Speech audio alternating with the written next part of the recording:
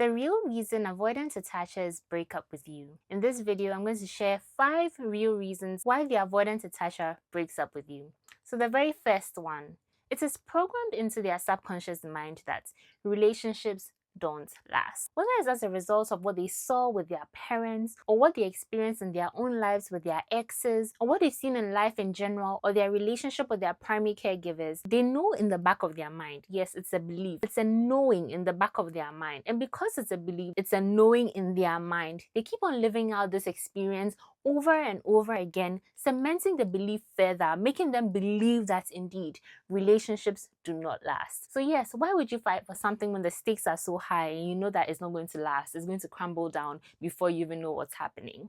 Now the second one, they are convinced that you won't change and you won't turn out to be a horrible person like their ex was, like their mom was, like their dad was, like whoever it was to them. They aren't convinced that you're not just a snake under grass, you're not pretending, you're not too good to be true, you're not a trickster. They're not convinced. The thing is that they're just not trusting of other people. They have serious trust issues. So they do not feel safe with you. Their hearts do not feel safe with you. So then they break up with you. So now the third thing, which at first I could not wrap my mind around, is the fact that they believe that you will leave them. So they leave you first before you have the opportunity to leave them.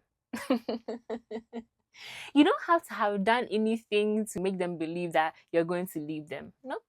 They just believe it. They do not want to be blindsided. So before you do it, they will run away from you first. It doesn't matter how much you beg. It doesn't matter how much you plead. It doesn't matter how much you try to convince them that that's not who you are. You've never done that to anybody before. You have always been the ones who have been left in your previous relationships, whatever be the case. They just believe that you're going to leave. So then they just leave you first. It's very simple like that.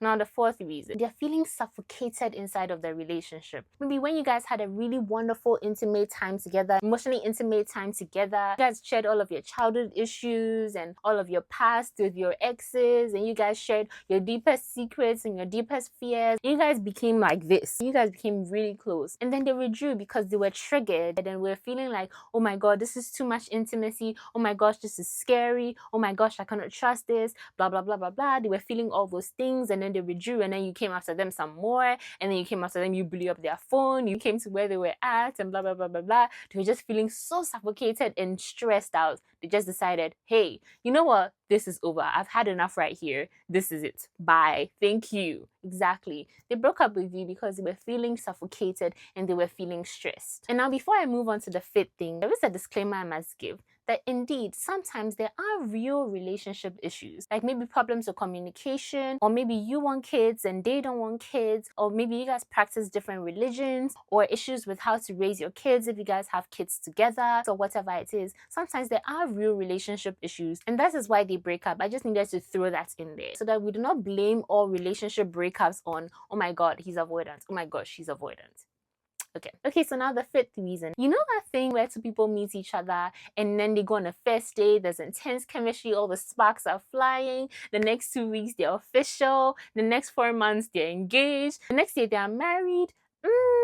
When it comes to an avoidance, we don't do things like that at all. At all. Unless the avoidance specifically requests for it. And even that, you must take it very easy and very slow and be checking in with the avoidance to see if she really wants it like that or he really wants it like that. Because if things get too serious too fast, the avoidance is going to begin to feel trapped inside of the relationship with you.